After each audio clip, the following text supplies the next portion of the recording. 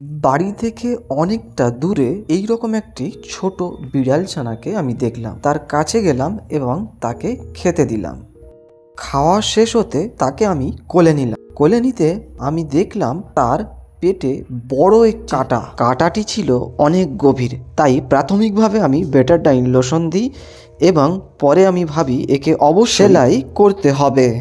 শুধু পেটে নয়, তার পিঠেও ছিল ব্যথা, কানে ছিল ময়লা। নিকটবর্তী একটি হসপিটালে তাকে নিয়ে যায়। অতঃপর ডাক্তারবাবু ওকে সেলাই করে দিলেন। সেলাই করার পরে ওকে আমি বাড়িতে নিয়ে আসি। শুধু একে নয়, আরও অনেক বিড়ালছানাকে আমি অনেকবার বাড়ি নিয়ে এসেছিলাম। তার মধ্যে এই দুটি বিড়ালছানাও আছে। এরা বর্তমানে এখন কত সুন্দর এবং কত বড় হয়েছে দেখো। বাড়িতে ওকে ক্যাট ফুড সমগ্র শরীরটা ভালো করে পরিষ্কার করে দিই এবং শীতবস্ত্র পরিয়ে দিই, নিজের বিছানায় শুতে দিই।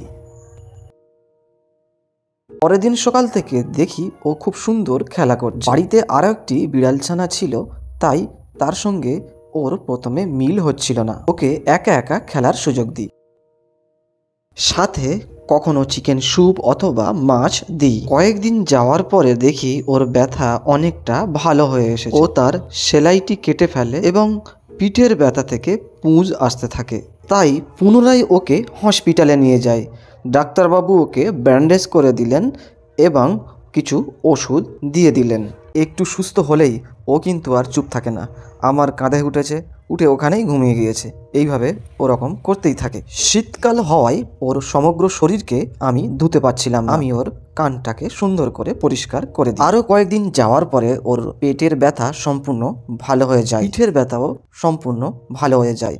ওর আগের এবং পরের ভিডিও তোমরা দেখতে পাচ্ছ। এখন ব্যথা সম্পূর্ণরূপে ভালো হয়ে গেছে। সুস্থ হতে না হতেই বাড়ির আগের বিড়ালের সঙ্গে ওর ঘনিষ্ঠ বন্ধুত্ব হয়ে যায়।